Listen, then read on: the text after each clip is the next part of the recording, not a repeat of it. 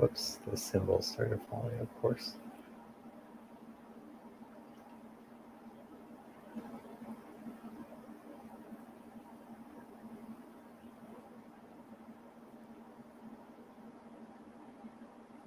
What's going on, everyone?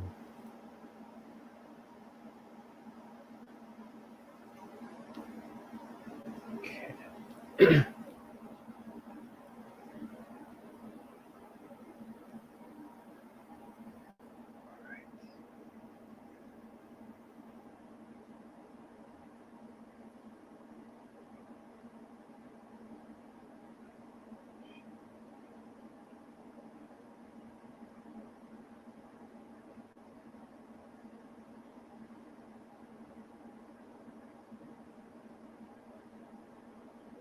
You guys.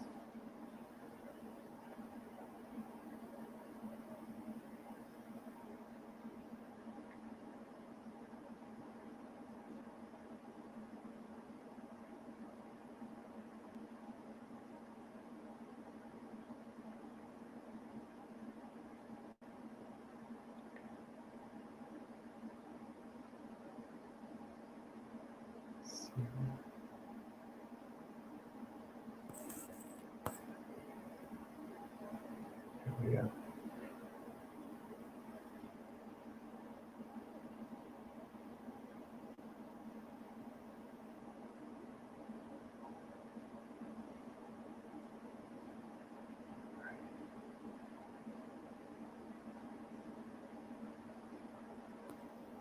Hey everyone, thank you guys. Cut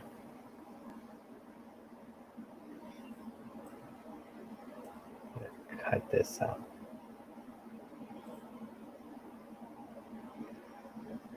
All right. Hey everyone, how's it going? Just getting a little bit more people in here before we go live with our great guest, Nandy McClean today. Hope you guys have been looking forward to this one. So, yeah. All right. All right. Here we go. Hey everyone, welcome to the Dr. Funk podcast. Thank you guys so much for subscribing on iTunes, on Stitcher, on Spotify, and donating to the Dr. Funk podcast. We really appreciate it. Today we have a very special guest, director Nandy McClean, who has worked with Prince and India.Arie and others, and could possibly be working with you. We're also going to be going live with her on Instagram. I'm going to be bringing her in momentarily while I go to Instagram as well for us to go live on there. So I'm going to be here multiple at the same place, bringing an Instagram live, and then I'll be bringing her on for both Facebook and Instagram. And right now we are on Instagram live, waiting for it to go on. I thank you guys so much for being here. I hope you guys like the new layout of it. The symbol just fell right now. It's perfect timing. It was up for hours. We'll get it worked on. That's just hilarious. That'll be edited out. So, gotta love live. I'm waiting for Nandy to come in on Instagram, and then we're gonna go live on Facebook as well. Hey guys, we're trying it. There we go. All right, Nandy, request to be on screen, and then we're gonna get it going. Thank you guys for your patience. It's gonna be a really great interview. I enjoyed talking with Nandy. There we go. And now we're live on Instagram. And now I'm going to be bringing her on screen to the other feeds. Simultaneously. Yes. Hey, how's it going? All right. I'm hearing you on that, but not on the other one that we tested on earlier. Make sure to see your microphone is on the other one, on StreamYard. We did the longest test that we did, and everything was great until we actually go live, guys. Hilarious. Okay. No, still only hearing you on Instagram, not on the stream.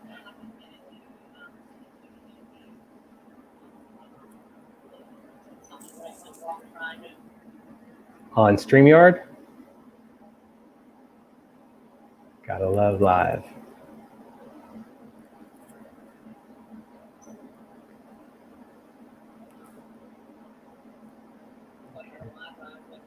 All right. If you want to go out and come back in again, see if that'll fix it, and I'll bring you back in. You can leave the room. There we go. You get to look at my face without the print symbol on the back that just fell, you guys. But we still have her on Instagram. You gotta love live though, right? We're gonna bring her back into the StreamYard. And Instagram is nice and clear and clean. So, all right. I'll turn up your audio for that, so you just hear it through there. I'm tuned in again. Yeah, let's see. All right, here we go. Got you. Let's see. Try it again. Yep, loud and clear. And now everyone can hear you on. Dustin's in the room. Hey man, at least we didn't have an earthquake like this time. At least it was this.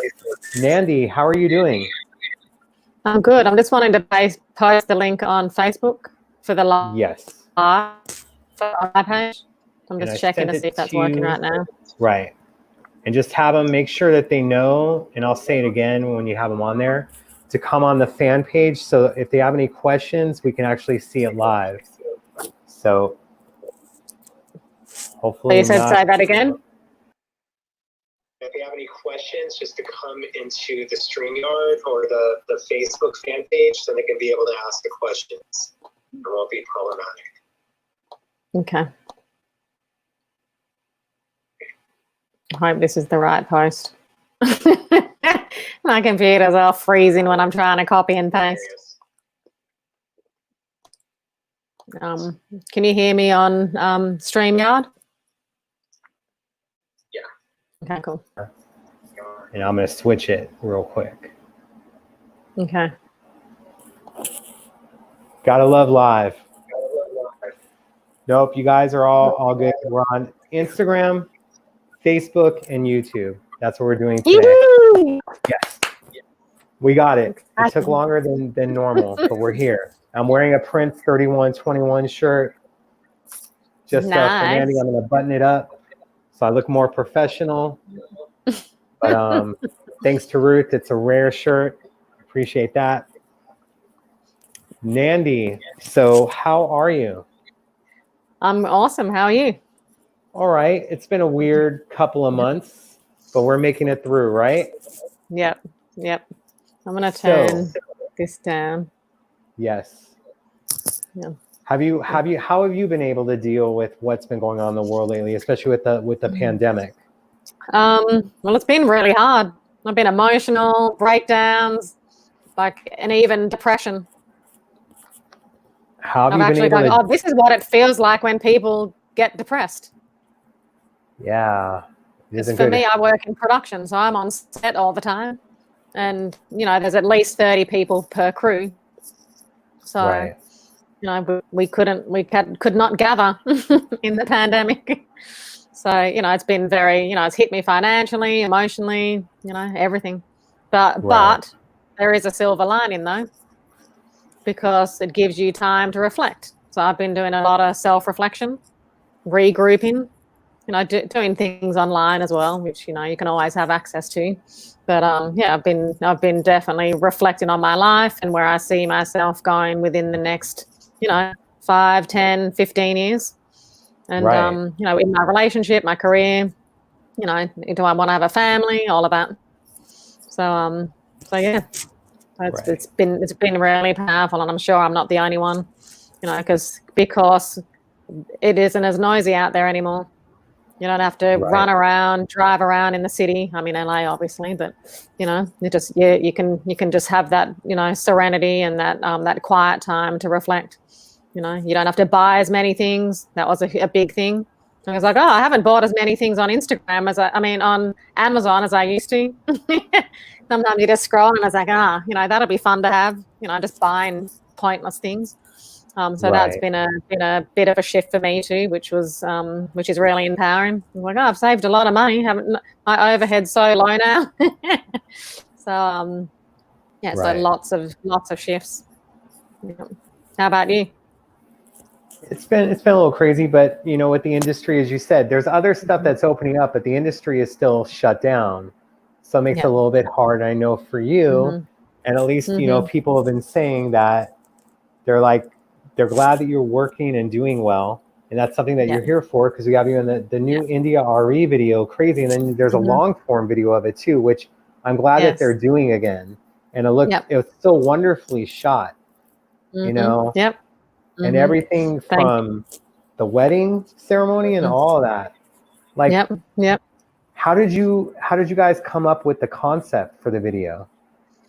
Well, for those of you that do know, me and India worked together last year on Steady Love. That's one of the singles that she released last year. And award-winning single. Award-winning single, yes, thank you. Yes. And she before we did that video, she had another video called Magic. And then that was her beginning of starting like a video series that's all about Black love. So it's all about relationship and having a mature, conscious, you know, intuitive relationship, and even with all the ups and downs. So with Steady Love, that was the second piece. So she came to me and she goes, "Hey, I want this to be a continuation of a relationship, and to celebrate Black love." So that was I mean, for those of you that have seen Steady Love, you know, they're in a relationship, they're living together, they're at home. She's having trouble getting pregnant, and she gets proposed to. So that was part of the storyline with that. So when she, you know, approached me to do Crazy and Sacred Space, she goes, "I want these two to be the next continuation of those relationships, you know, to celebrate." And so at this point, you know, I was like, well, the natural progression is married. They got engaged in the last video. So and I'm in a relationship too, so it's kind of close to home with, you know, getting into those types of areas in my life. And I'm sure India's, you know, transitioning into her spaces within relationship as well. So that was a natural progression. So with Crazy, that it was capturing more of their spiritual time together. And that was after the marriage. So so that's where all of the storylines came from. Right. Congratulations on your relationship. Congratulations on working with India again. I hope this brings you more awards and more attention. Now, a lot of people know you from not only Dancing with Prince, but photography from Prince. How did you get involved in directing? Well, I guess it started where I was having another moment of reflection, which is like, obviously we're dealing with COVID, but this one was a bit of a forced one when me and my sister decided to kind of practice spending less time together. And I went to a director's friend's place, actually Randy St. Nicholas. She's photographed him as well. So I stayed at her place for a couple of days, and I was reflecting by her pool, and I just started writing a list of everything that excited me at the highest level. And that's what had me really get connected, that I wanted to, you know, get into film. So it was always directing first. And then because Prince knew I was transitioning, he goes, "Hey, do you want to photograph me?" Because I was dabbling in photography as well. Right. It's still a similar format. It's just stills. And I was like, well, I've only done one photo shoot. So if you want to have a look at the work that I did with this other artist, you know, he was an unknown artist, but he happened to be light-skinned and had an afro. And it was interesting because the shirt we chose for this guy to wear in the first photo shoot that I ever did had Jimi Hendrix on it. So I sent those photos to Prince after he asked, "Hey, you know, I'd love you to photograph me. Can I see your stuff?" And it just felt synchronistic. So that's kind of how that started with the photography. But at that point, I was already getting into directing. I directed a short film, a narrative. And and that's what got me started. With that, doing photography for Prince led to directing. Now we can go back from this, but because we're gonna get back to the photography. You guys have questions about her amazing photos that she did before Piano on the Microphone and other stuff in 2015 and 2016. Get into that, but when you were dancing for Prince, we're even going to go a little bit further with back. We'll get into This Is It with Michael Jackson. But when you were dancing for Prince, did you ever imagine that you were, was it something that you wanted to do, photography and directing? It wasn't something that I was present to at the time. My goal was to, to have a successful band with my sister. That was the plan. Right. But through all of that, when we were creating our music videos and photo shoots, I was definitely hands-on. And it was always an expression that I liked. And I also remembered, because I'm like, why didn't I express myself this way sooner? It was just because I just had other commitments. But when I was younger, I think I was probably about, 15, 16, I used to dress up my nieces and nephews and take photos of them. So I was always like in this visual fantasy land in my mind. Right. So that was, I was always confident. It was just like, yep, no brainer. Yep, I'm just going to do it. I don't know what I'm doing. I'm going to make it up as I go. So there was just always kind of like a natural built-in confidence within that. I actually had an ex that was a music producer, and he said that I'm a fox because I have the ears that listen really hard, like with his music production. And he goes, and you're a hawk, so you're flying over, seeing everything. So he always saw it in me. That was even before I was directing. Right. So that was always natural. At least we did. Like as soon as you guys joined Prince's band, then there would be people finding out stuff about you, that you were in a band before with your sister, that you guys tried out for Michael Jackson to be on the This Is It tour. For those who aren't familiar with that, because you guys were lifelong Michael Jackson fans, how did that experience come about to where you got to try out for This Is It for Michael? Actually, Mum was in town during that time frame, so it was perfect because she was always, pushing us to dance with Michael. So it was awesome that she just happened to be in LA. But our agency sent us an email and said, hey, there's Michael Jackson auditions are coming up. And the email was like, it literally had everything up front. The terms, everything. How much you're going to get paid, how long for. It was all in that initial email, so nothing's confused. I don't even want to audition anyone unless everyone signs off on all those agreements beforehand. Right. I don't even want to put you in front of Michael Jackson. So that's how it started. And it was funny because we were filming our whole experience. And I think when you're really connected and you're really in tune with what you want to do, you just have full self-expression. You're just free. So me and Maya were just naturally filming everything. And so we edited a little video and posted it online. And I wasn't even like I am now. And I was just naturally doing it without even, having a plan of any sort. So I was just excited. And the British newspaper called us and said, you guys are the first people that have released any sort of press, because we did it so fast. And then they needed to interview us for the newspaper and stuff after that. So we were the first people to release any press on it, which was interesting. Wow. We were filming all the way up into like signing in, but we couldn't take cameras into the room. So we were kind of sneaking little things here and there, but we didn't do it into obviously when we were auditioning. Right. Yeah. Did you get in trouble for that at all? No. For that footage? No. Nope. Well, I think the only little sly footage we got was when there was like someone came out and gave like a prep warning before while everyone was warming up to go into the audition.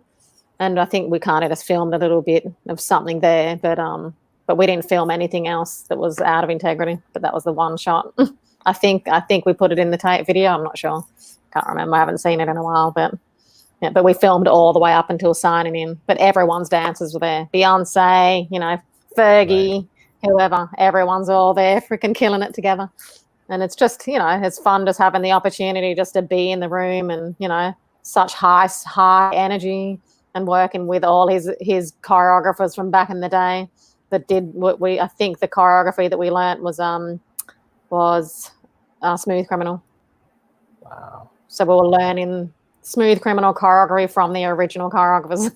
Epic. Wow. And then he comes in. Me and my sister got down to the last 50. And afterwards, we were filming ourselves when we got cut from the audition. And me and Maya were kind of, we got cut. We were kind of being like acting like cooey, like acting like babies. But I don't think that our hearts were actually really invested, because at that point we were going gung-ho with our music, and it would have taken away from that. Like it would have been a full conflict of time. And so when I watched that video back, I was like, we weren't really heartbroken because we weren't really, our hearts weren't fully in it. Now, if we got the job, we probably wouldn't have said no because, it's Michael Jackson. But yeah, so that was pretty interesting when you're authentic with yourself and you go, wasn't really our path. Right. Now you got people here from the United States. I see some people from Germany that said hello. Another one says much love from Northern Rivers. Germany. Germany's always now. And then much love from Northern Rivers. Northern Rivers, yeah. Oh, wow. Yep, that's where we came from. That's the whole area near where we. Right. Now. If that's the Northern Rivers that they're talking about. Yes, I believe so. And now we're going to get to the Super Bowl halftime show. I see already people wanting to ask about that. And we're going to get to where you, you did I believe you answered a call to be in a Prince video.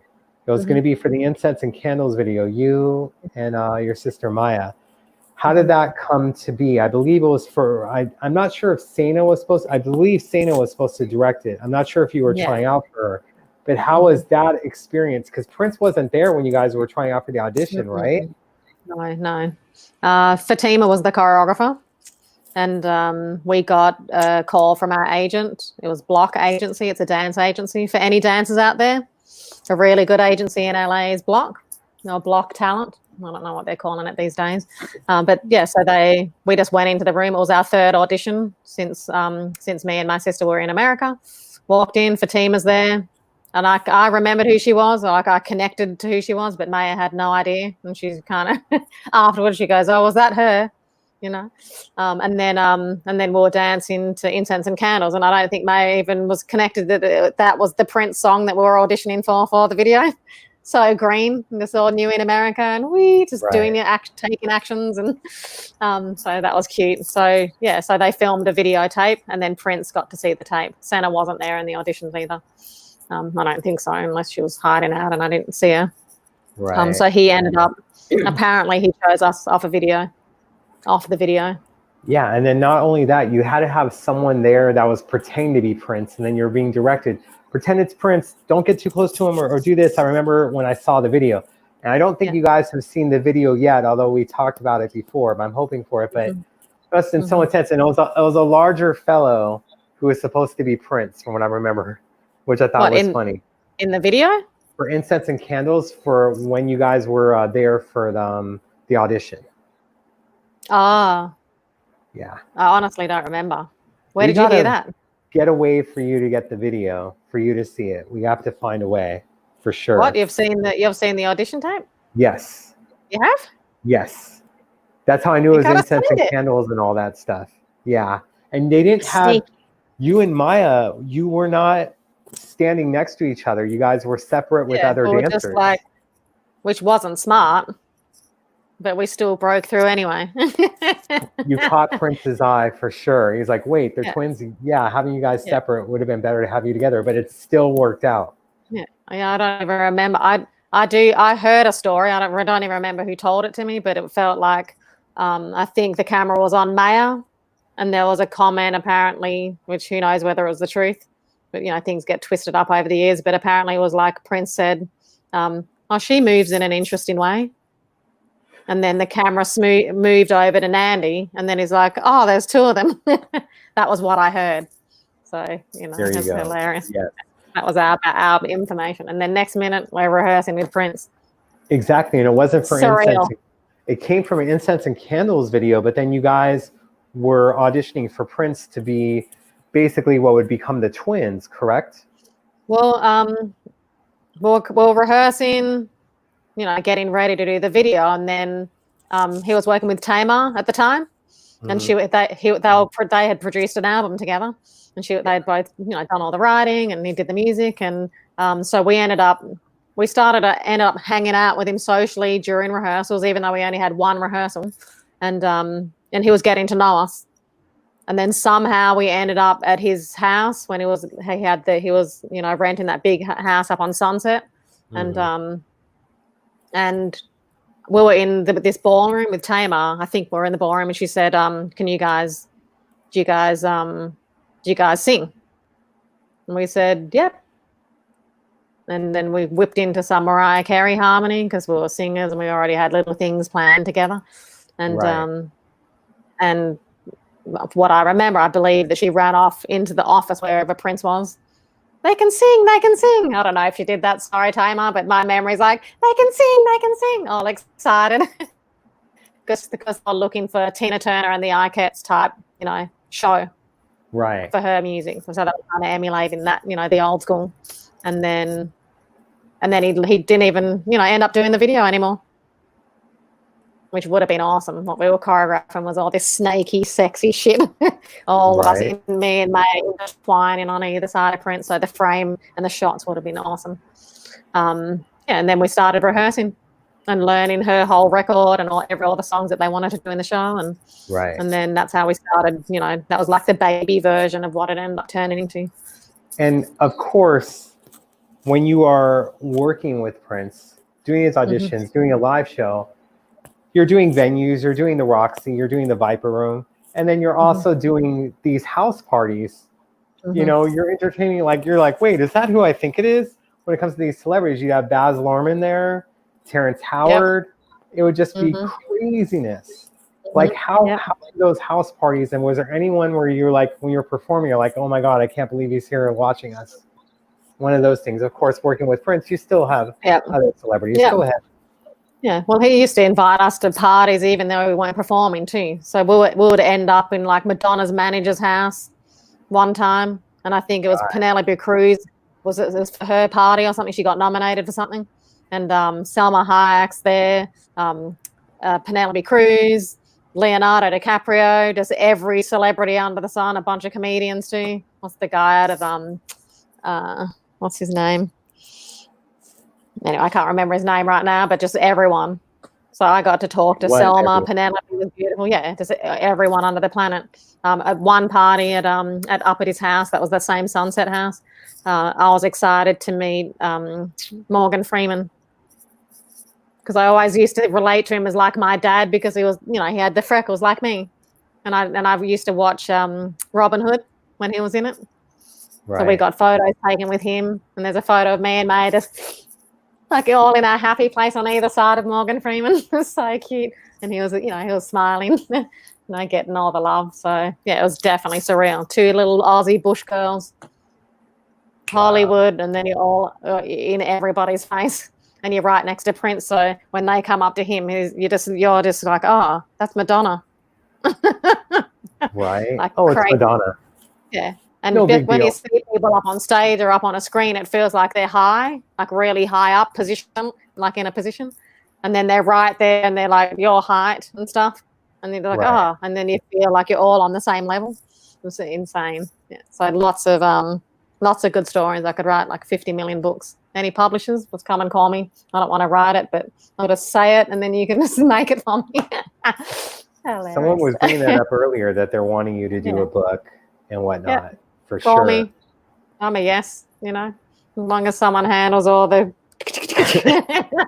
and I can just speak.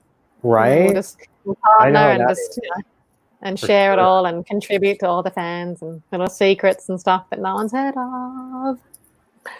It must have been like a dream. All these parties, the events, touring with him, and then you'd be at Elton John's party for the Oscars, wearing the dresses. Yep. Elton was a sweetheart, and in London we got connected with his assistant as well. So he always invites us to all the Oscar parties, and that's really fun connecting with playing with all the big boys and whenever you want. But just sweethearts. Elton was a sweetheart. And everything was one guy that I loved. One guy that I loved was Matt Damon. Matt Damon. And it was probably because his behavior towards his partner. I was really impressed. I think apparently she had a child with another man, and before they got together or something, and I think they were living in Florida. And this is if my memory serves me correct, but apparently he moved to Florida, so his adopted kid, not adopted, but child, what do you call it? His wife's child could be next to the dad. And being in his presence, he felt like a really genuine person. Right. It was awesome. We were all playing little games with the kid backstage in London and stuff with him. And, I think we were holding our breath or trying not to blink or something. There was some little game in the green room. But I always remember his energy. And he just seems like a really genuine, down-to-earth, person. Right. Yep. And you have the Oscar party, and then here it comes. You'd have these things that would come up out of the blue. I don't know if you were on Australian Idol, but we know for sure that you were on American Idol. Now, were you on Australian Idol as well? Me and my sister auditioned years ago when we were in Australia.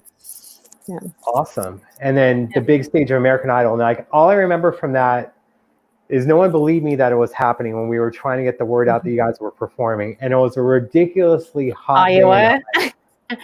Right? Yeah. It was. We got it out. No one believed it. Here's Ryan doing the psych out, the fake out. All right, that's it. That's all the guests that we have. And then and you guys parked right in front of what was the Kodak Theater at the time, right? Which is now the Dolby. You guys parked outside, walked from the limo in that ridiculous heat and went straight to the stage, right? Yep. How crazy was that? I mean, how did you find out? Because it was meant to be a secret, little sneaky one. I guess the fans are all clued in, man. Yes. They know. They have all their inside gossip. Ruth wanted me to get the word out. Ruth was like, we're doing it a secret, but we want the fans to know. Yeah. So we're just putting it out. And Prince put that thing about Corinthians and false idols to kind of fool everyone. But you did get everyone by surprise because with Ryan's fake out, there was a lot of people telling me like, thanks a lot. We were watching it for nothing. And then they see you guys walk right by Ryan. Yeah. He was so sneaky. I was like, yes, because we're standing on stage in position waiting. I don't know what he's going to say. And just crack into it. It was funny after we did that performance. Me, Maya, and Prince, I think we were in a Bentley driving back to his place. And we just came off this huge high energy, huge audience, huge televised audience. And then we're all sitting in the car just like, it felt like elevator music with nothing to do. Right. And we're all pent up, like we've got more energy to give, and there's no place to do it in. Right. So we're all laughing. Yeah, it's so hilarious. I'm like, okay, it's just like 12 minutes of go, and then you're done, or however long the performance was. It's nuts. It wasn't that long, but you guys nailed it, and I think it's still to this day is the highest rated American Idol finale. So it is. So not only do you have the American Idol finale, you have the greatest Super Bowl in history. You have all these things in the span of the time that you worked with Prince. So you have American Idol, which gets you set up for it. Then you have the 31-21 Las Vegas run. And then here it comes. You guys are announced to be doing the Super Bowl. And not only that, you're so excited. You know that there may be some inclement weather, but you guys...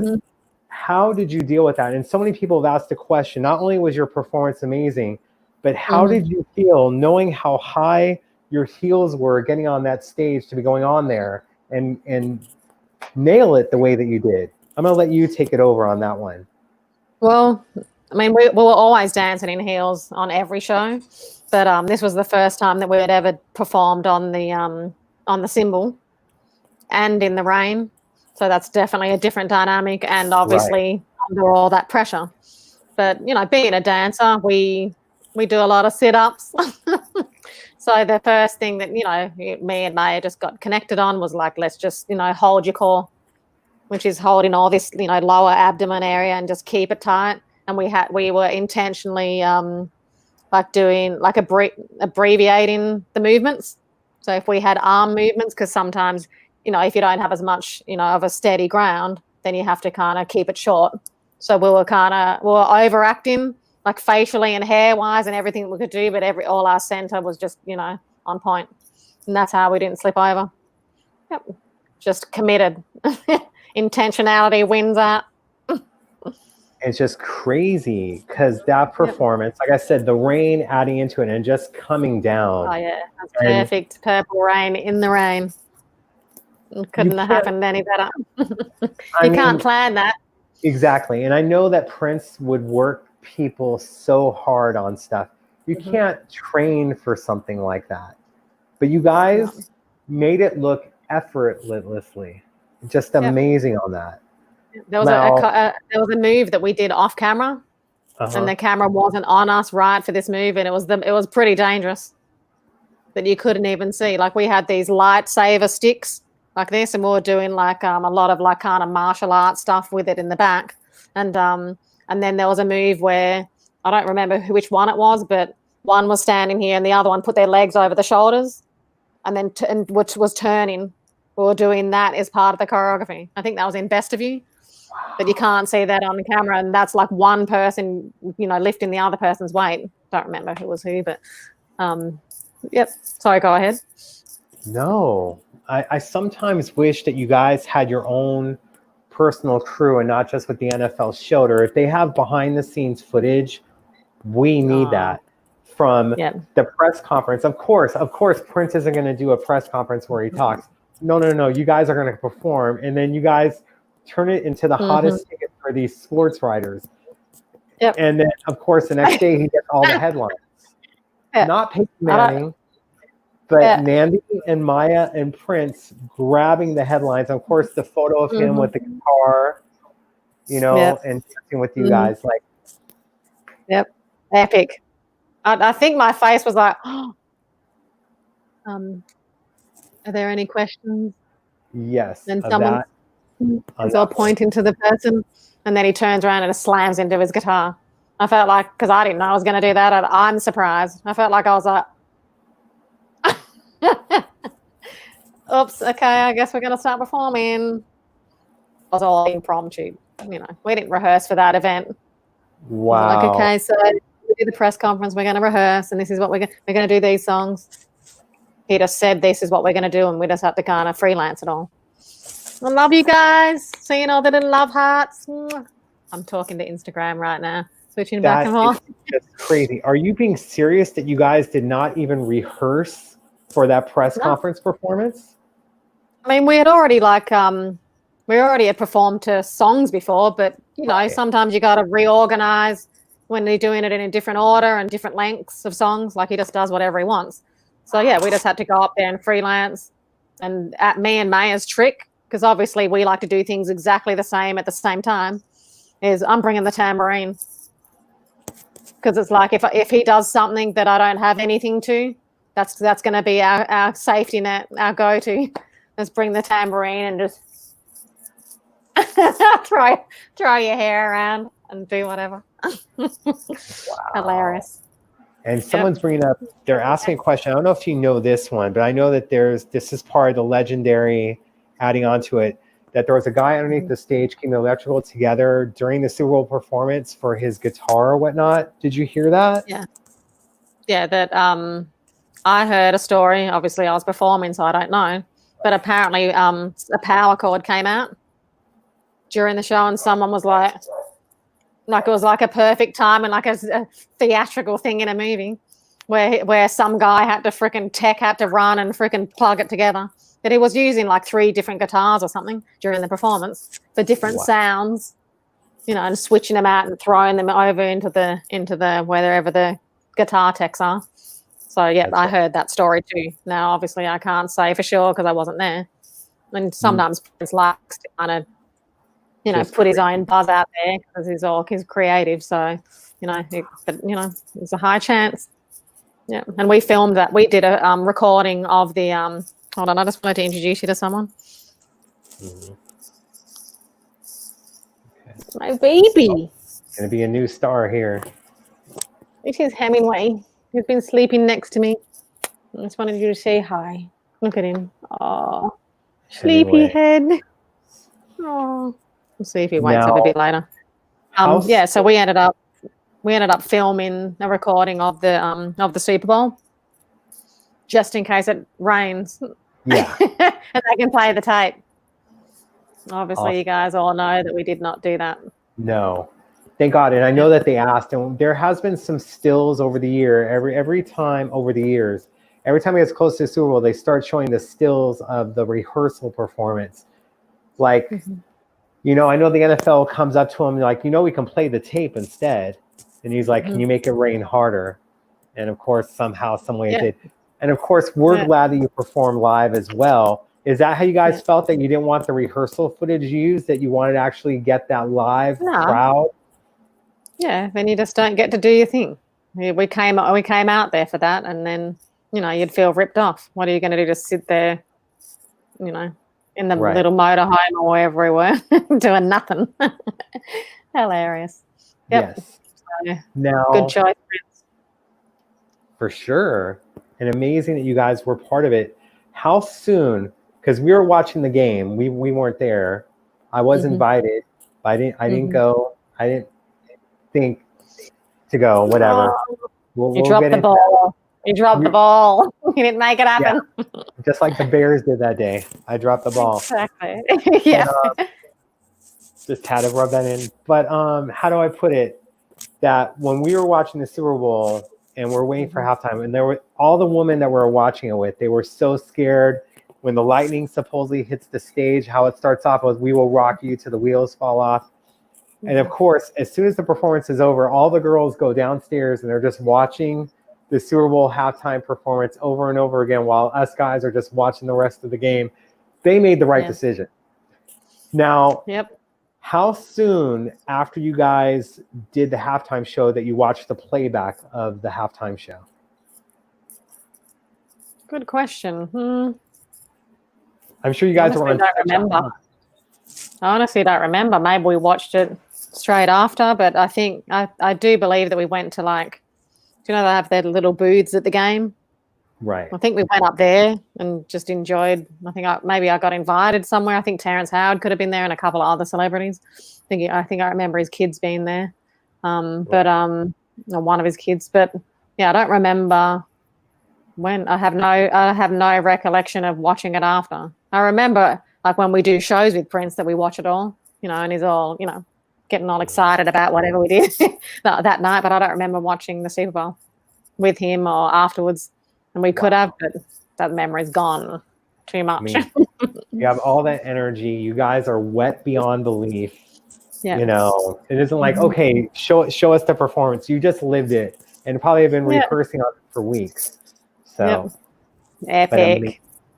And then, do you guys remember seeing those white doves? Do you remember seeing those? Yes.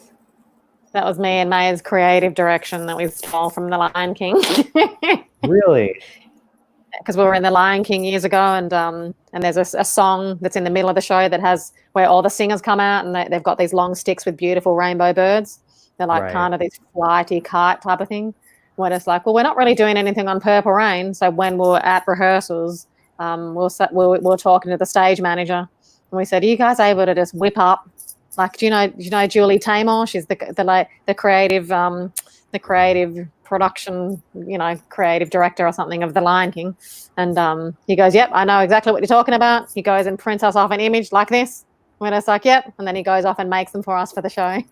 And me and Maya had already had training on how to do it. Like, these are the really long poles. I believe we taught Shelby how to do it as well. So the three of us had the sticks and we were waving around and just had the beautiful doves flying around, our little contribution. Much love to Shelby. And of course, there's something they love the doves. Yeah, love you, Shelby. We're gonna jump around. We're gonna get to the O2, but I just want to answer this question just so people know we're taking it on Instagram and Facebook. How did you and your sister feel performing at the BET Prince tribute with Sheila E., Maite, and so many others? Did you have time to rehearse? Yes. I believe we rehearsed in Burbank, and I believe our backs were all aching. Oh, we don't want to dance in heels. Sheila wasn't going to perform in heels, so she's like, "Yep, all women, no shoes."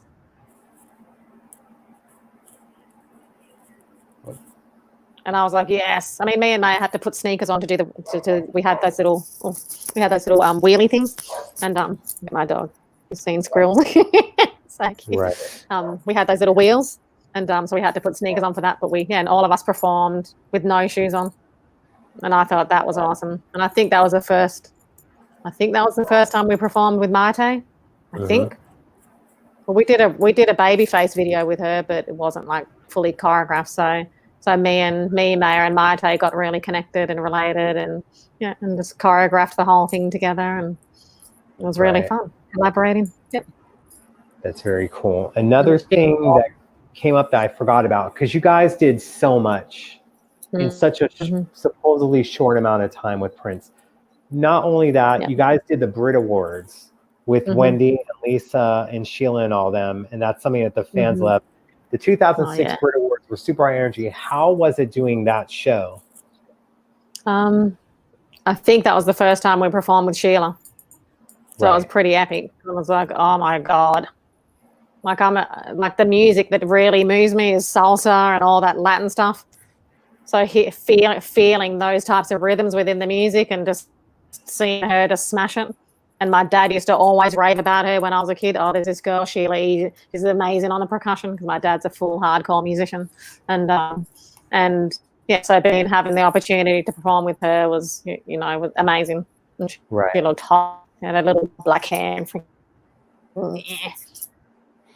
tits all up in a rack. Freaking up. Right. It was beautiful.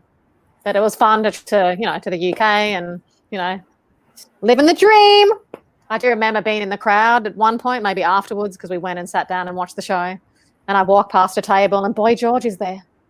And I I remember loving his music when I was 2, down in front of the TV and loving Come a Chameleon or something.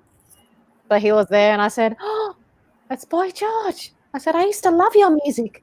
And he goes, do you still love it now? And I said, I don't really know what you're doing lately. It was pretty awkward, but he was just all vulnerable and precious.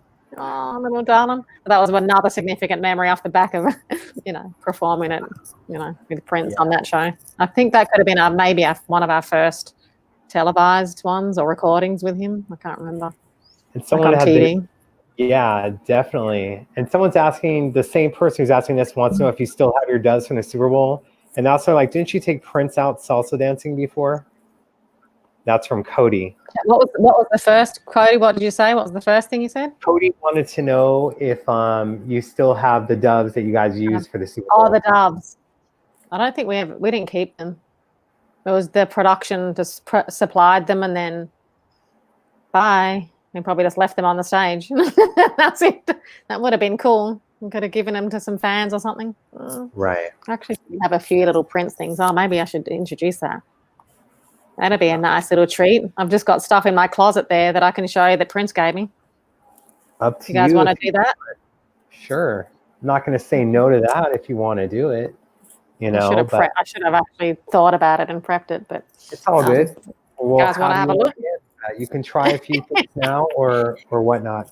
I'll keep them entertained. I'll do a little dance. I'll show you a couple. I just got to take the headset off. Okay.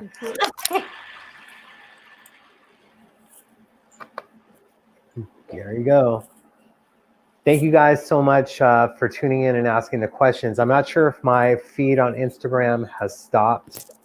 We'll probably be going past the hour mark anyway. So if you're on Instagram Live, when it ends, just make sure to go to Facebook Live or on YouTube Live and join us for these things while Nandy is getting out a few little collector's items to show for our live show. Of course, if you guys are listening to this on the playback, gives you a reason to watch the video of it. So, and I appreciate your guys' questions and everything. And Nandy's been really looking forward to being on this. And with everything going on, I think that we could all use the break on it. So, hey, Dave, how's it going, man? All right. So you found a few things? She's fun. Uh-huh. Is it Hemi? Okay, so this is the first one that he gave me. This is a jacket. Do you guys remember when we went to I don't even know if you knew about this because it wasn't really a public show, but we performed for Donatella Versace at one of her shows. Yeah. I don't know if you guys saw any of that or whether it was out. it's 2006, right? Yeah. Versace extends. You're like a Rolodex with all the dates. Love it. Sorry.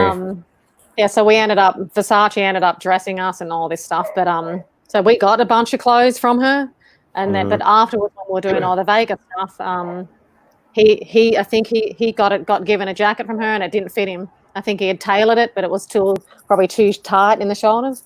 So this was the one that he gave me. That one. Kind of got a bit of dog fur. See that? Yes. It's got a little bit of a rubber trim and stuff like that. And you can see how he tailored it. What do you call it? Like probably from there to there, like that amount. That's how much he brought it in to have it the proper length. But I think the arms were still too tight for him. So he ended up giving me that. So a jacket that he wore, he's like, here you go, Nandy, you can have it. Yeah, he didn't want it anymore because it's useless. And That's then this one. How other people end up with it, yeah. Yeah, and it wasn't like he gave heaps of gifts all the time. It was just random things every now and then, you know. And then this one he gave me when we were doing the photo shoots at Paisley. And I don't know if he didn't want it. I'm sure I don't even know if it didn't fit him or not. But this is the one, like that thing. Oh wow! And this was like for piano and the microphone, right? The photo shoots, yeah. But I don't know what he got it for. I believe the brand could have been Magpie. So and it was something maybe, I don't know if it was Canadian or somewhere, I can't remember. And then that's kind of the back of it, like that. Wow. So Pretty you cool, ended right? up with that. Amazing. Have you seen this publicly somewhere? Have you seen that out? I've seen him wear it. Oh, you have? Yeah. I haven't even seen him wear it.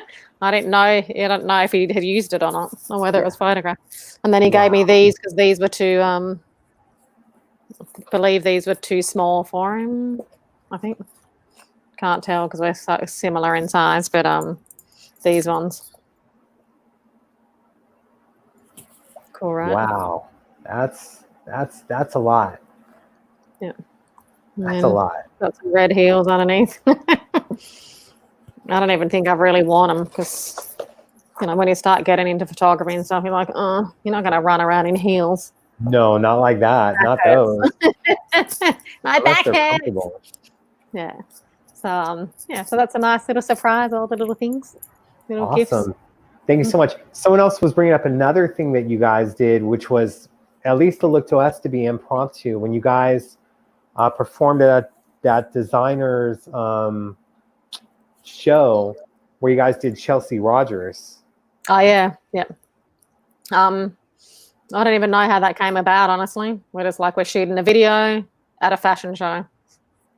So he obviously hired the director, and then they rig up cameras, and then we're suddenly out the back teaching freaking Chelsea, the model. Her name was actually Chelsea. Yeah. And teaching her how to model backstage. That's crazy. And perform. So cute. Just insane. And then you do the O2 Arena show around that time, and with the Symbol stage.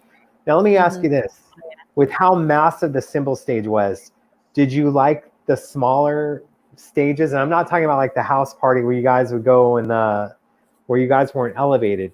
Did you prefer the smaller stages, or did you prefer that massive Symbol stage to kind of stretch around and be able to walk around? I don't think I mean, obviously the arena's more epic. But to perform on, I don't think it was. I think they just both had their value. You know, like even the one at the Rio, like we had this pathway out the back, and it's all kind of dingy. You know, and we had these little side dressing rooms, and you know that was fun, and balconies that we could perform on, and we could also go under patios. But I mean, obviously, the bigger the better. So probably the arena stage.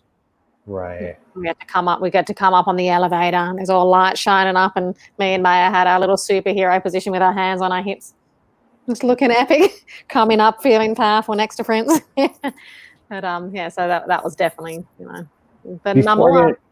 Before we get to another stage you performed at, I saw this question run across. Yep. Someone wanted to know how tall you are. I'm 5'4". Okay. Maya's 5'3". So Maya's an inch shorter than me, and Prince is probably 5'2" or something. I don't know. You guys probably know how tall he is. 5'2", apparently, from what they say. Is that saying And so 5'2"?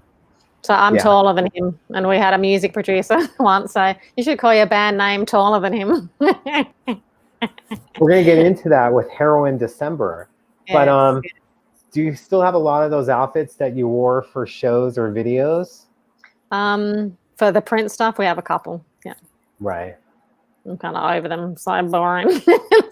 When you wear stuff a bunch, you know. But we used to always wear them at the after parties, and but a lot of the show stuff was kept at Paisley in the we had like our big tour trunks. But, you know, you see on the movies how you've got big wardrobe trunks, like huge, big, sturdy things. So a lot of them are there, and a lot of the stuff that we have at home were like after party twin outfits that we'd have to have at home just in case he caught us on the fly and we just got to put something on. But that was good. So he supplied a lot of that and would always dress us to suit the part and the whole time with him. That's awesome. And before we get back to some 21 Nights questions that I have. Yep. And I was going to get this, but Karen just tuned in. Oh, she did? Karen! I can't see The other shoes made for him by Christian Louis Vuitton museum pieces. Keep them for sure. They didn't use the same template as the other shoemakers, so they're not as comfortable for him. Those shoes made by him. Oh, you know what they're from? I got to keep that little message because I have no idea. Yeah, management always knows the source. Absolutely. Thanks, Karen. Sending you my love. Mwah. So Karen, for those, does everyone know who Karen is? Do they all know? Karen is one of Prince's former managers and an awesome person that I would love to have on the show sometime for you guys to hear her story and her experiences. Can we bring her in? She's got a lot. If she wants, we know Karen likes to be dolled up. So unless she's already dolled up, if she wants to come in, I can bring her in. Definitely. Yeah. But now with you directing and you doing the things that you want to do, did you ever, when you were doing the house parties or performing at the house parties and performing at the O2, performing at the Brit Awards, running into Boy George, running into Matt Damon, was it in your head like, I hope to work with these people in the future? Or were you not thinking of directing at that time? Not thinking of directing. No. Okay. Directing was like a life switch. Like, I'm complete with this chapter of my life next.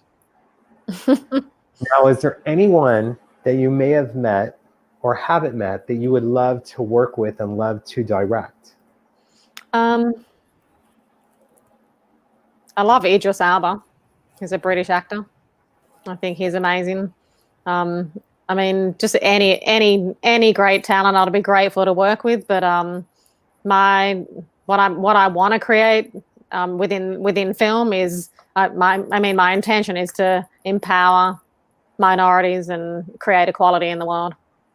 So I definitely feel like I'm gravitated towards any type of talent that are in that vein and create content that's inspiring and uplifting and giving people opportunities and just empowering my people.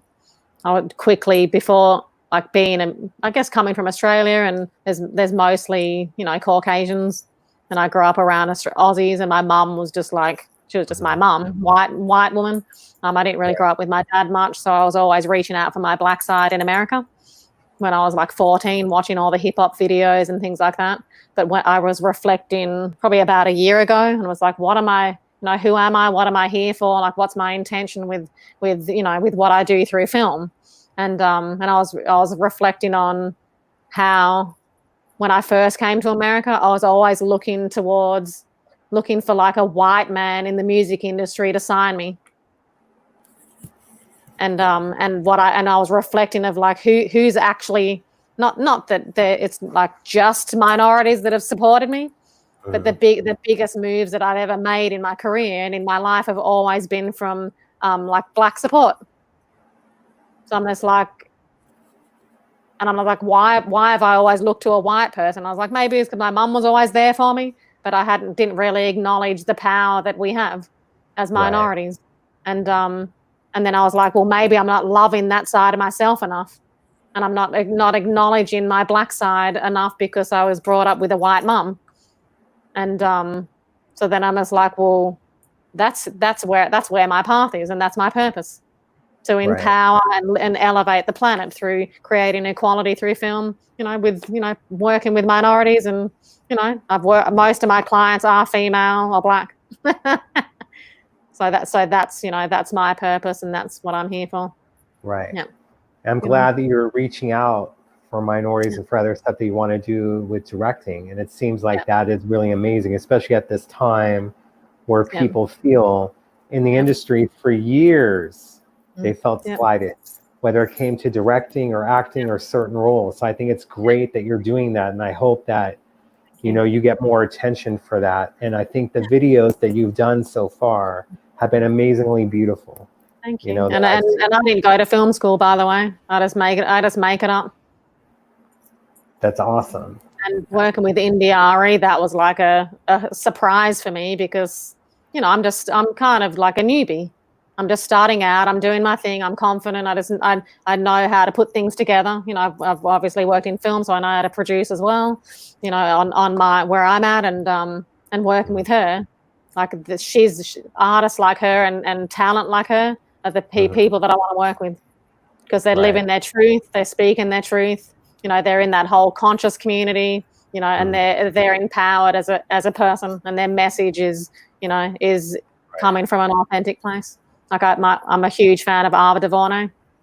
I love what she's doing. I've got a short film that I'm looking for backing for right now, which is definitely within the Black Lives Matter, field, which is really powerful. It's based on a spoken word piece, and so that's like one little narrative type film that I'm working on outside of working with music clients and people that are kind of need content for their businesses. Right. Yeah. And here we have this, and we're going to touch base more on it towards the end of the show, but someone put this out here, and I want to do it before Instagram ends, because I know we're getting close to the Instagram feed. Make sure to jump over to Facebook or YouTube. But someone, Tina I'm going to put it out there. She would love to work with you and work with an agency and help them with social media. How can they get in contact with you if they want to? And we'll go back to that towards the end as well. Okay. I'm going to send you guys just I've got a link from my website, so you can hold on.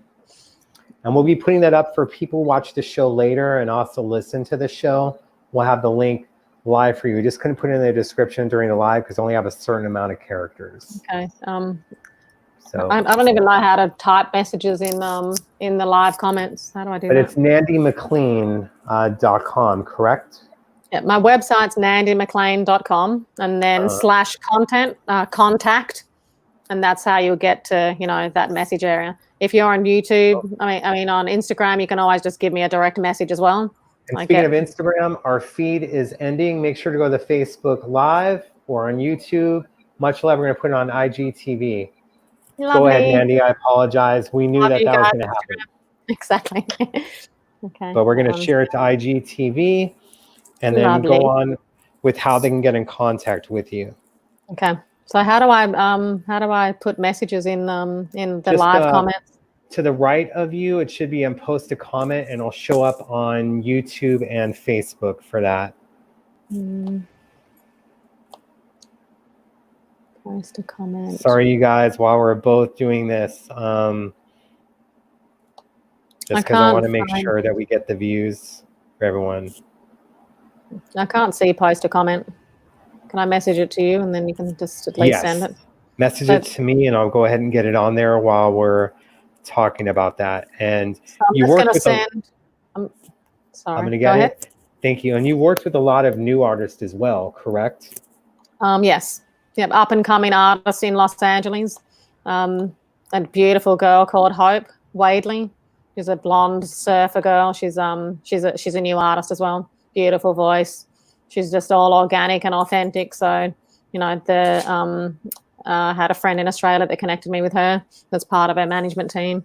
And he goes, look, you got to work with this girl. She's really down to earth, authentic. And I think you'll make some beautiful stuff together. And, so I worked with her and another girl, Michelle Cash. She's I think she was from New York originally and living out LA. She's a beautiful girl too. She does some nice music as well, and we had fun, on the set of hers, creating more of a, lots of fire in the scene and like very warehouse, dark type of vibe and moody. Kind of pretty sexy too. So so it was awesome working with her too. I don't know if you guys knew that I created some promotional content for Prince too, with some dancers. So we did some hit and run little short snippet promo videos for him. So that was really fun as well. So yeah. And Claire from Australia, she got the link. Thank you so much, Claire. I appreciate that. Lovely. So anyone that wants the link, Claire just posted it, if you can grab that. And if anyone wants my handles as well, like Instagram is just at Nandy McClean. Exactly. Across the board. Now, of course, you just piqued my interest. These hit and run videos that you shot, have they seen the light of day or not yet? Yes. They were released on, I believe, what was that, Jay-Z brand music channel or something? Tidal. Yeah. Okay. So they released them on Tidal. Yeah. So awesome. that was really fun working with him on that. Now, back to the O2 real quick, because one of the questions I'm asked about a lot, and Randy brought it up to me, and then where it's the photo of Prince laughing and he's with you guys. Do you remember what was happening during that photo at all, by any chance? So we were in at the Dorchester, I believe. We were in the restaurant, and there was like an old vintage painting up on the wall of like maybe a girl's body or something. And during the shoot, he pointed to it, and I believe he made like an immature response, like "ew" or like some sort of thing to like downplay, that obviously she looks, beautiful, but it was kind of making fun of it in the middle of the shoot, like while Randy's doing her thing, and he obviously just made us laugh. So he was pointing out a picture of a girl there, and was making fun of it. And that's something that we hear so much, and I know that Prince was an absolute prankster. Did he ever? Is there anything that you feel comfortable sharing of like him pranking you or doing a joke or being funny, or you guys pranking him on anything as well that you can share? Well, his sense of humor, if there's some story you can share with that. He used to tell us a lot of stories. I don't recall him like, this is a personal one that I pranked him though. Now, I think there was a guy that I had a crush on that was coming to one of the shows, and I was like amping myself up to build up my confidence, because I definitely put this dude on a pedestal, and I was like, all googly eyes at this guy. So I was prepping myself backstage, and I was listening to The Art of Seduction. It's a book, but there's an audio book of it. At first, it sounds malicious, but if you listen to it and you have positive intentions with it, it's pretty powerful. Like it has you not be lazy in relationships. And I was amping myself up backstage, and I'm putting on red nail polish and lipstick. And I was even infecting all the women backstage, the hair, makeup, everyone's putting red lipstick on and stuff. We're all getting into it, getting excited backstage. And so guess who my first practice was on? I practiced on Prince before he went out on stage. And so we're standing there, like there's an elevator. The elevator was down, and we're getting ready to go on it. And we're just standing by, and I lean up behind him, and I said, "You look beautiful tonight." And then lean back. And he goes, I can see the side of his face, and he goes, "Thank you." And that was it. So that was me. It wasn't really a prank, but it was like me practicing on him to amp myself up, because I was gonna, say hi to this guy in the after party. Right. Sometimes you don't step out of your comfort zone and just kind of lazy in life, and so that was my personal prank. Right. On and how many people can say there's a guy that I liked, and for me to build up my confidence of talking to him, I practice it on Prince first. Right? I never really thought of it like that. I haven't really shared that story with many people. Practicing on another guy on Prince. No, right? everyone's going to run off and gone, buy the artist seduction audio tape. Usually it'd be the other way around, but you did it differently. I love that. Yeah. Now here's a question, because I love it, because I wanted to bring up about how the name came to be. And I love that someone has followed your career so deep. They're asking, what about Heroin December? So we were coming up with a name for our band, for me and my sister and the boys that we were with. We had our band with us, and I think we were on a call with Prince once, and he said, I don't know how it came about. I don't know where he got it from, but I think it came up in conversation or something. And he said heroin would be a good name for a band, but not the drug, the female hero or whatever it is. Right. And then we're just like, sounds good to me. And then we put the band together in the month of December. So we just called our band Heroin December. And that was it. Yeah, he was so excited about the name. Like from the story I heard, like he was spelling it out. He's like, get it, H, E. And you're putting up on the heroine of like you guys being heroines, like heroes. Wonder Woman, Supergirl, like all these things. Yeah, that's kind of, how I think that's how I relate to myself, in the sense of empowerment and and empowering the world with everything that I do. So it was a fit. Yep, you nailed it.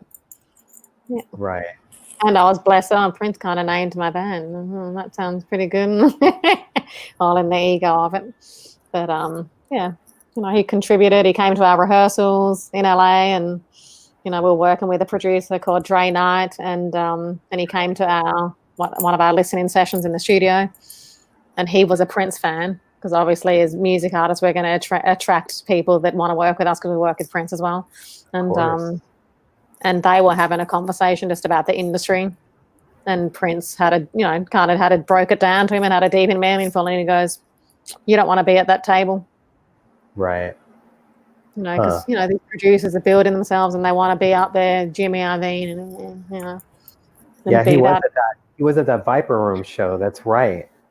Good memory on that one. I remember that. Yeah, so I love that Viper Room show. I loved the way you guys performed. I also saw you perform at House of Blues Foundation Room as well. Yep, it's awesome. We would get like this little text from Ann or whatever. Hey, the girls are performing. Do you want to come? I'm like, all right, I'll be there. It was awesome. Those back rooms were so cute. Now they're all gone. Yes, it's so sad. The whole place. Yeah. That was actually where Prince used to take us out when we first started hanging out with him.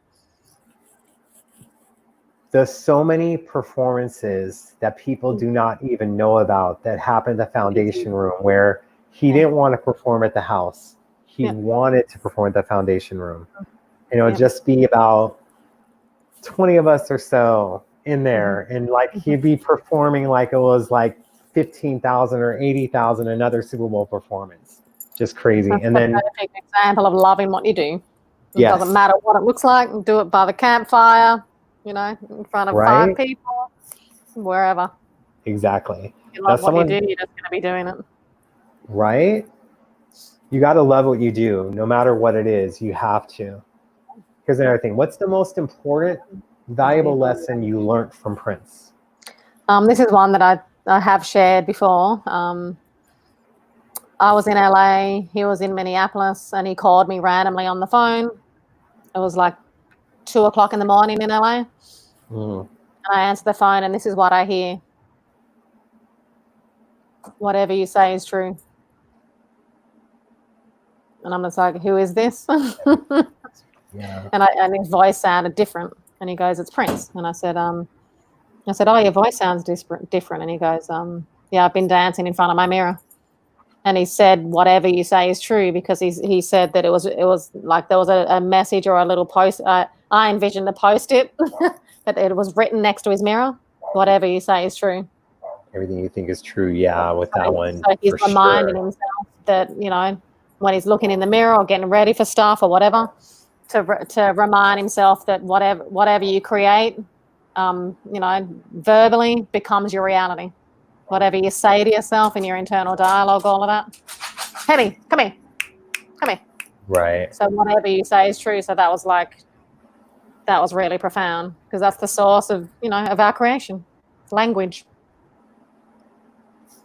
Definitely for it. And I just see I want to make sure to get the questions that people asked before, but there's so many great questions coming in live. I love this one, just of an experience from Aiden. Thank you, Nandy. You and your sis are a huge inspiration that my children became dancers. We met you for a signing for autism with my son, Anzac, and he finally got his dream and danced for Prince on stage and the Australian leg of the piano and the microphone tour. Beautiful. How awesome is that? Can you send me a photo or a message of your son, or if he's dressed up in his dance clothes, or just connect with me? Either through Instagram or on Facebook or through our website, definitely contact. Or if he has any dance footage or anything you want to share, That would be so cool. Say hello. Yep. How awesome is that? You never know who you're going to impact, and exactly doing what you love, And let's see, we're gonna go on to this. We touched on it a little bit, but not too much. How did it feel photographing Prince for the piano and microphone at Paisley Park, like leading up to it, not the night of? And did he let you know in advance that it was going to be such a personal show? I don't think he did. But when it came to those photos, did you feel anything different when shooting him for that? So just so you guys know, the photos of him at the piano with the psychedelic in the background, we shot that at Paisley, and there was no audience. We didn't shoot it at a show. It looks like a live action when he's reaching out like that. He's just performing. He's just acting and performing for the camera. There's no audience there. So that was a day that we were just running around Paisley taking photographs, and let's sit up there, and he already had the screen on and everything was already set. But I don't think he set that up to shooting. It just lives like that, like with the screen at the back and all the candles around the piano, and just sits there like that. So it's just a constant set. So we just throw him in and did our thing. So we were not at a live show. So I haven't shot Prince live. Mm-hmm. When we did some of the panels at Paisley Park after he had passed away. That's what we were talking about, because some of the photographers I was sitting next to, like, they did all this stuff in the 80s and they just lived photography. I haven't even lived it yet. I was like, what am I doing here? But that's what we were talking about. Oh, I saw that at Paisley Park. I was there. You did great on those panels. I appreciated that you were part of it. Yeah, good. But they I would have loved to shoot him backstage, all impromptu, or I would have loved to shoot him live, or I'd have loved to shoot him in the studio. So we all had our little area that we didn't get to shoot him in. Right. I would have loved to shoot the stuff that's just more like candid. Now, I know the answer to this one, but did he ever take any photos of you at all? Yeah, I've got some in my phone, but they were more like set in a scene of something that he envisioned, and he wanted me to literally see it. But before we did the photo shoots, he wanted me to get dressed up too. Right. And I just had my normal clothes on, and then so we go into his wardrobe, and he goes, yeah, just put something on. So I'm putting on like his skivvy neck thing, like a long skivvy neck dress thing that's kind of more like, it can be worn as a dress, but it's a top for him. And then so when we're shooting, then I'm already dressed up just in case he wants to flip the camera around and kind of set a scene or, give an example of something. So that it wasn't anything that we were releasing or anything, but he was literally behind the camera doing this. But he taught me a lot too. Like, he taught me about negative space in a frame. Like, what's all that stuff up in the corner? You don't need that. Frame it out, Wow. Just things like that. Yeah. So he was educating me, and especially on how he liked to be shot. They were beautiful. I remember. I should add it ready, because one of your photos, before I attended the piano microphone shows at Paisley on January 21st, 2016, one of your photos, and I'll send it to you later, and I'll post it for you guys as well. But one of the images of you that you had of him against the wall, I used as a hoodie. On the back of the hoodie, I put that photo. Beautiful. And I made it up, because I would do stuff like that all the time. I would make stuff, and then I'd wear it on my show I did then. And then all of a sudden at the next show, he'd be selling his stuff like that. I really love that image so much. I went there. I had to have it made and made sure that I definitely wore it that night. Mhm. But I loved your photos, and I loved what you had to say of Paisley and other stuff about it. Mhm. Another question, of course, I told you this before, someone saying they had such a crush on you. What about had? Should be still have, right? Yeah. I love Now, you guys too. now someone asked this. They want to know in the future, and I'm sure, but do you have anything that you plan on doing, any projects with your sister at all? Actually, she produced the India.Arie video. There you go. Like, can you just handle it? Because we did another video of mine together, and she goes, okay. So she produced that with me. So that's something we did this year. But we're talking about a concept for me to direct one of her music videos for one of her songs. So she's finishing her album and all of that. So I think there's a live version of something that I really like, and so we're going to look at doing something for that. So we're going to work with me directing and her being Mclean, the artist. Right. Get to contribute to each other, and I think that's going to be our first collaboration of both of us not being on camera too, in that way. Right. Obviously she produced, but that's not. And her, you guys her, were hanging out last week. You guys were at protests together and whatnot. Just so people know, it's not like you guys are going your separate ways or anything at all. I not spoke at all. to her today. We're always talking and connecting and empowering each other, and if someone's feeling down, the other one comes in and adjustment bureau. So we're all connected. Someone is asking this.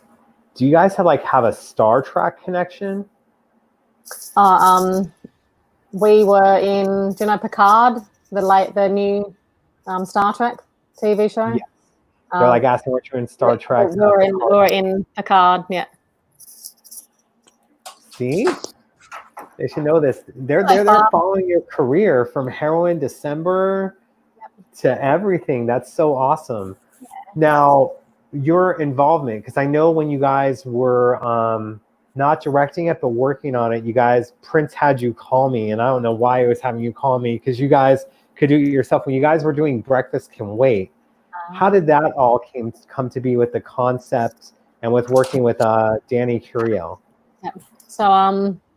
So he called me and he said, "There's this dancer that I want you to put in one of my videos."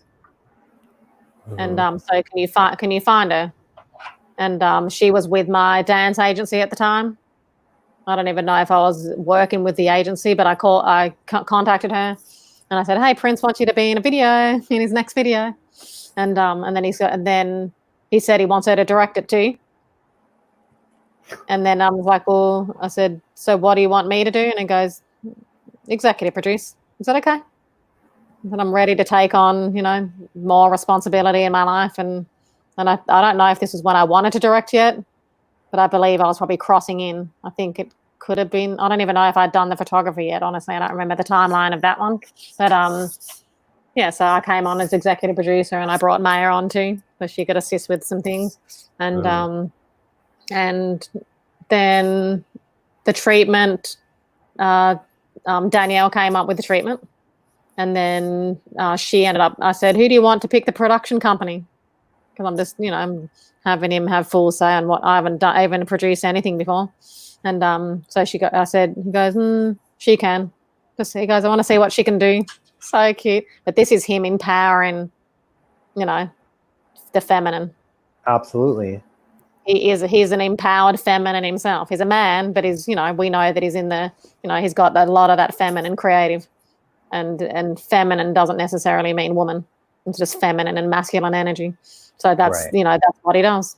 He empowers, these females, and, there's millions of us. We've all had huddles before, not all of us, but some of us all get together, just in different areas, different departments. He's got our back. And I asked him once off topic, but I said, this was when I think we were in London. We did some private charity event. Or it's in the after party or the back room or something. And I said, why do you surround yourself with so many women? And I wasn't asking from like, oh, you just want hot chicks around. I wasn't even thinking that. It wasn't coming from that. And he goes, they get me. I said, yep, makes sense. So with Breakfast Can Wait, yep, we ended up putting the shoot together and shot in Los Angeles, and and she got to direct and perform and do all her thing, and we were helping her shine. Her mum's awesome too. She's a character. You know, we hit it off. We're all like tribe. They're Dominican, so they're very, very energetic and awesome people. And I'm not certain if I met her, because I know there was, for the video, for the premiere, he ran out the Avalon for you guys. I'm not sure if her mom was there, but I know you guys were there and Danny was there. And that was just so awesome, like, how he would have that done. But Prince was nowhere to be found. From shooting the video, you guys were in charge. From celebrating a party for you guys, he wasn't there either. He's just chilling in Minneapolis. You guys go have a good time. Run up a bill at the Avalon for us. Well, it's kind of like when you get older, you just become an executive. Right? He's still doing his thing up front, but, And he trusted you, and that shows a lot. Yep. Feels good, little darling. Now, from doing videos, do you have any inspirations as well from doing, we touched base on this a little bit with who you want to work with and others, but is there any projects you have in mind that you'd love to do for TV or for movies or even documentaries? Is there any subjects that you would love to do at all? Good question. I'm always in the conscious conversation. So I'd probably like to do some sort of like a documentary connected to that, to truth, like The Secret, those types of things. So I'd love to participate in something like that. I don't think that's going to happen soon, though. I'm still, developing my craft and growing, as a director and stuff. I'd like to do a feature film, a narrative feature film. But I definitely need to get into more writing, because a lot of the films that inspire me are written, the director also writes. And I've written little bits, but I need to dig into that craft a little bit more. So, because when you're the writer, you're the foundation of everything. And then when you're on set, you've literally visualized every scene before you even get on set. And then you just execute and hiring the talent and casting the right people, So amazing. So, yeah, and I believe that I'd fit into drama. I can't see myself doing comedy like within film or anything like that. TV is probably a different monster than film, because I'd probably be more of an independent filmmaker, unless I just happen to change my trajectory and get an opportunity to jump on set and direct some TV type show or something. I love watching TV. I think TV is the new film. That's what I say.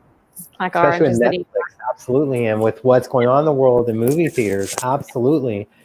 So anyone who's in this right now, the live show, or watching it back later on, you can always contact Nandy through our website on social media for these projects. You have a very talented person here who's worked with some very big names.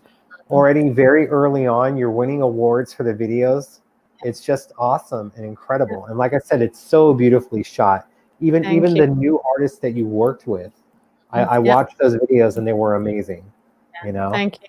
Well, it's all about hiring the right team too, like hiring the right DP that knows how to light it and the right camera movement. So it's it takes, like, there's producing involved with having the template of the treatment, and then bringing that to life. Like, how do I see this, and who do I need to bring on board to help me execute the vision?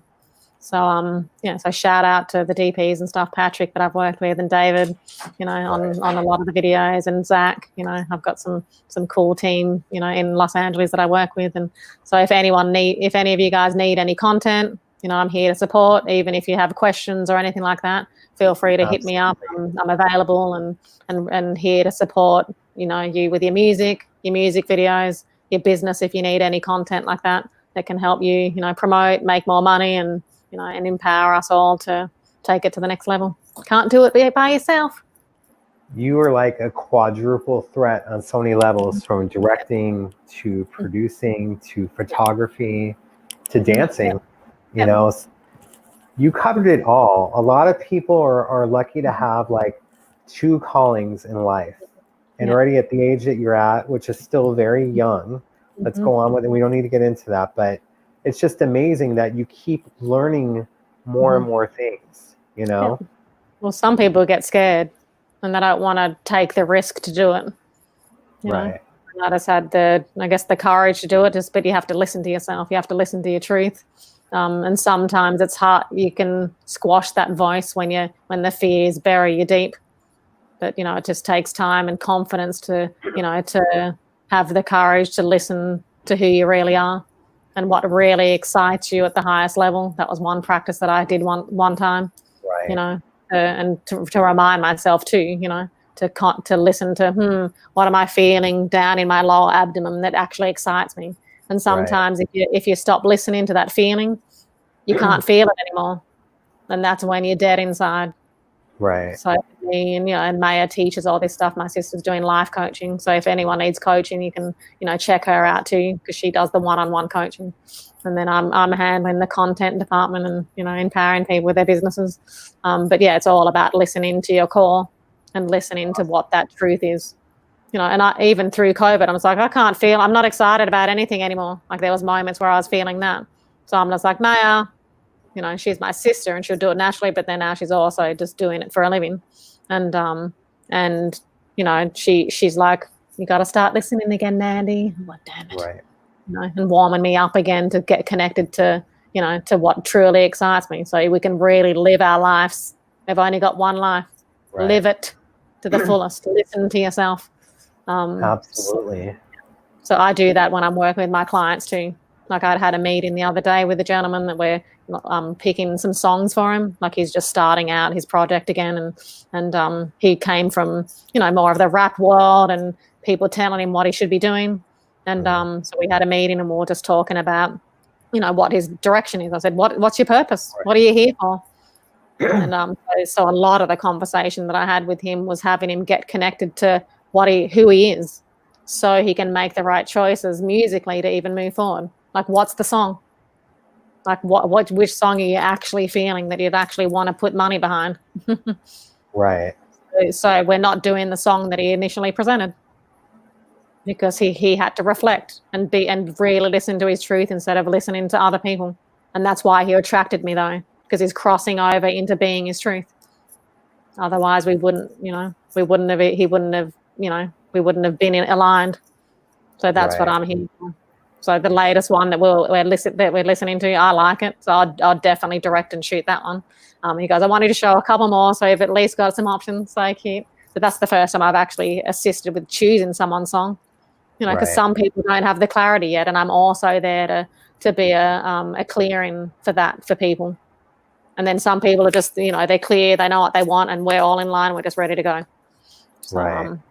Yeah. Now, I do want to touch base on Welcome to Australia, but another thing I keep, because you've done so much, like I said, until the time, and of course you were in a nationwide campaign, and what people don't understand is also that was one of the ways that Prince was trying to experiment with you getting a download of the song to your phone, and you guys had the commercial for Verizon, and that was very professionally shot, and I was like, oh, please let there be like a full-length video, because I know that Prince would have, and I know that there's a separate video for guitar, but he'd have you like do 2 or 3 video shoots in a day. I was hoping that he was having the Verizon director because of how beautifully shot it was, and even though it was such a short clip. But how was that experience? Because you were, again, for months on everyone's TV during shows and all these other things with the Verizon commercial. Yeah. So we shot that when we were doing the Vegas shows. So we shot it in that same area, I believe. I think. Anyway, it was during that time, and I believe the director was Chris Robinson, big black guy, just sweet dude, love him. I should contact him again. Hi, Chris, if you're out there, let's touch base. He's a sweetheart, and I think he did Real Husbands of Hollywood or something with Chris Hart or something. I think he was doing some stuff like that. Anyway, but that experience, That was like I think that was the first thing we filmed, like video wise, with him. Fatima was the choreographer, I think, for that. Huh. She came in, did that with us, and yeah, it's fun. Cameras swirling all over the place. I did all those over the head shots. Pretty epic. But yeah, and I think that's how, like, for the actors out there, SAG after now. That was how we got our SAG after, introduction. Awesome. To get in, to be able to, legit work in the industry. And I'm laughing because, like, I just accidentally got it. And there's all these actors that are trying to get it for years. I'm not an actor, though. They're all desperate trying to get their shot to get into it so they can take their career to the next level. And we did it by accident just because we were back up singing and dancing for friends. Right. Yeah. Awesome. But yeah, that was earlier on. Yeah. It's Right. ages ago. Ages ago now. Yep. Now, someone had this, and we're definitely going to start asking questions about Welcome to Australia, but I love taking your guys' question. Dee wants to know, what do you miss the most about Prince? Probably definitely the sense of humor. His energy. I don't miss performing with him because I did so many hours of that. Like, next. And not even being spoiled about it, in life, you've just kind of done it. You've had that experience, and I love having new experiences, but, just having him be there to say hello and connect with, and, just his energy and his spirit. Right. That's awesome. I remember when I started photographing him, because me and Maya had decided not to dance anymore. Mm-hmm. And I always felt like, Prince walks around like he's impenetrable. And he said to me, he goes, it really threw me off when you verbalized that you weren't dancing anymore. And I said, it did? I'm like, yes, I got you, because you feel, it just seems bulletproof. And he goes, yeah. He goes, because if I wanted to call you up again, then you wouldn't be there. Right. I was like, oh. I said, we'll always be there for you. You can't really say no. You just, just hang out and put the old shoes on again and, do what you can. The old shoes, dust them off. Now, another thing that just hit me right now when you brought up about the dancing and other things is when you guys were performing before Hero in December, you do places in Santa Monica, and I'd show up for support. And we had audio of you guys doing the best of you. And I posted on my site. And you guys wanted to go by Maya and Nandi. And I remember, because Anne hit me up, like within a half hour of me posting that on my website before social media, Anne's telling me, so print it up like, oh, so they're not using the twins name anymore, huh? I don't remember that. He did? Yeah. I'm disappointed. He paid attention immediately, and then Anne was hitting me up like as soon as you posted it, he's hitting me up like, why aren't they using the twins name anymore? Uh-oh. You didn't know that one, huh? I didn't hear it. I don't remember. I don't think I heard it even. Right. I'm going to ask Anne. Like, Anne, did this happen? Yes. But I've never felt it before, and maybe he just didn't communicate it to us because, he knows what it's like. Are you going to go and be the man on top of us now when you complain about the man your whole career? Not really. There's respect behind it. I think at the same time, it's like, oh, you're not going to use the twins, but you're like, because you could have done that. You could have done it and used it as a platform, but you were wanting to do your own self. I mean, here it is. You guys are doing the Super Bowl, doing all this stuff, and now you're in a small place in Santa Monica. There's going to be about, I'd say, 35 to 60 people there. And you guys still killed it. And I loved it. I loved your version of the best of you. That's why I had to post on. I asked Anne, is it okay if I post it?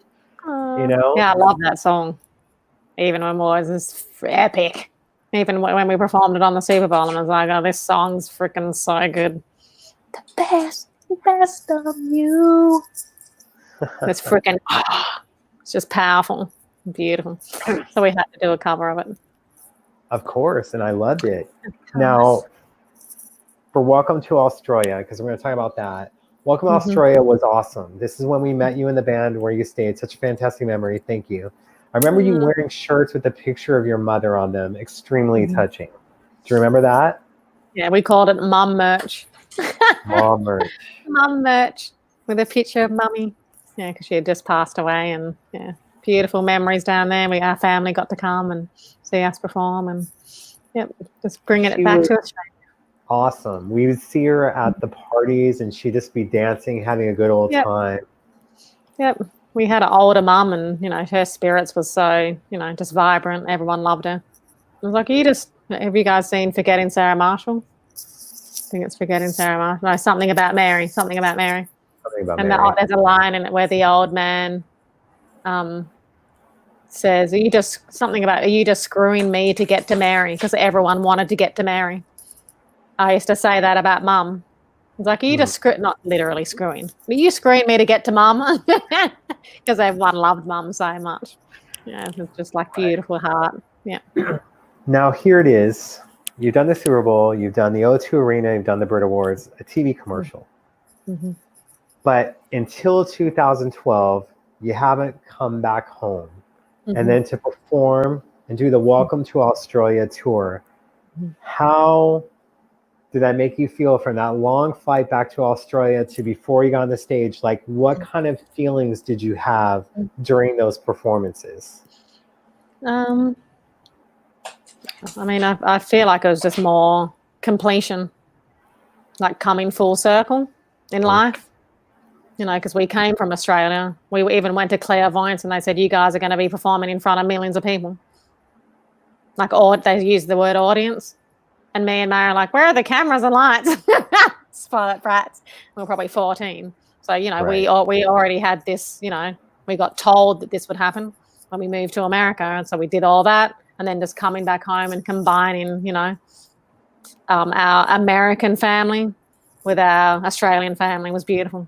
So being able to share, and kind of, not that we brought Prince to Australia, but kind of bringing back, everything that we had created with Prince and sharing it with our Aussie people and inspiring them. So it was, it was perfect. It was beautiful. And then bittersweet with mum passing away too. And, apparently she was at the show though. That's awesome. Yeah. She ended up coming through one of our niece. Channeled. Wow. And she was like tipsy, having a good time. And then after the show, it was like, where's Sonia? And my nephew goes, oh, she's in the bathroom crying. She's upset. I'm like, what's happening? And she said grandma came through. Wow. And she said she could feel mum's shoulders doing this. All grooving during a Prince show. Wow. And she's kind of very, like in tune and beautiful spirit, this girl. So she was probably just available to step aside to allow mum through, apparently. Mum wanted to be there, even when mum was kind of, she was in pain and, and kind of going through it closer to the end. And she knew that we were going to go on tour as well. She was like, there were some moments where she's like, hurry up, Prince. Like going back and forth like this in pain. I'm saying, hurry up, Prince. So sad. And beautiful. She's just like, wants Prince to come and be able to see us perform again before she passed. Yeah. Beautiful. Wow. Little mummy. Yeah. And she was ready to go. She was over it. Been there, done that. Next. Wanted to get out of the flesh, and, now they're hanging up there together, looking down on us all. Oh, yes, most definitely. And Cody had this to say, well, we missed it on that, because I know that he met her before, saying your mom was amazing. Hey, Cody, sending love to you. Yep, she was amazing. Yep. Purple Rain, and of course, someone that was there, Claire again. Purple Rain and Sydney, that first night was something else. Such a beautiful tribute. Yep. Those shows are so amazing. Your journey with Prince was so amazing, and so many other things going on, and just the talent that you're exuding and able to do and still doing, it's inspiring. And I see a lot of people that in the comments are saying that your story has been so inspiring to them, which is awesome. That's my purpose. That's what I'm here for. Otherwise, what's the point? it's a good feeling to have, right? Yeah. And to have a purpose. Yeah. Mom is always there with you. Loved your mom. Other Michaela's saying that. Now, Thanks, Michaela. and I know that we're kind of wrapping up a little bit on it, but I just want to make sure that there's stuff that you want to touch base on that we may not touch base, and it's still an elaborate more of how people get in contact with you. But is there anything that we haven't discussed yet that you're wanting to express? I mean, just I guess my ending thoughts would be, Right. just live your truth. Live your truth. You've only got one life, and don't wait. You just got to do it now. If you're in a relationship, things aren't working, you got to communicate. If you're not living the job of your dream, you've got to look at how you can transition, even if it's a plan to get out. If you're not in the area that you want to live in, I really, really dig deep and figure out where you actually want to be. I've been doing a lot of that during COVID. If you're not as busy still during COVID, start writing a list of everything that you're connected to, and I'm here if you have any concerns, thoughts, whatever, just always hit me up, and I'm here to support. If you need direct one-on-one, my sister's available for that too. If you're really going through it and you really need a lot of, time, my sister will be available for that, but I'm always here, to empower you guys. And, if you need anything, content-wise, I'm here to support and empower all of you. Awesome. Love you guys. Love you.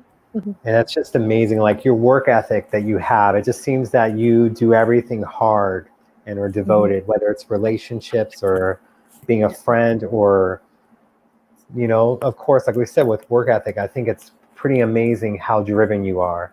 And that's how I know that you're going to be doing so well in the future, because you are definitely driven for sure. And sometimes people choose not to go hard, and it's whatever is called to you. You don't have to do anything. There's no right way. You don't have to be epic. You can do small little things in your small town and still impact people in a powerful way. It doesn't matter on what level. It's all about, what rings true to you, and I don't know how long I'll be directing for. I'm here now and this is following my path in the moment, but who knows? I might do another 180 at some point and go and choose a different path, but you do get, if you focus on one thing, you do get what you put in. So it's all about, just listening to that truth and living in line with that. And that's when you get to the happiest. Awesome. And Yvonne put this, so grateful you're doing this today. Had a death in the family this week, and this interview really made me smile. So thank you so much, Nandy. You're welcome. That's what I'm here for. And sending love, Ivana. I love you. Right. And then Michelle said this, just getting these in last minute. Michelle says, once you or your sister thought I looked like your aunt, so they're honored. We look like your aunt? You said? That person, Michelle, looked like your aunt. Looks like my aunt. Which person?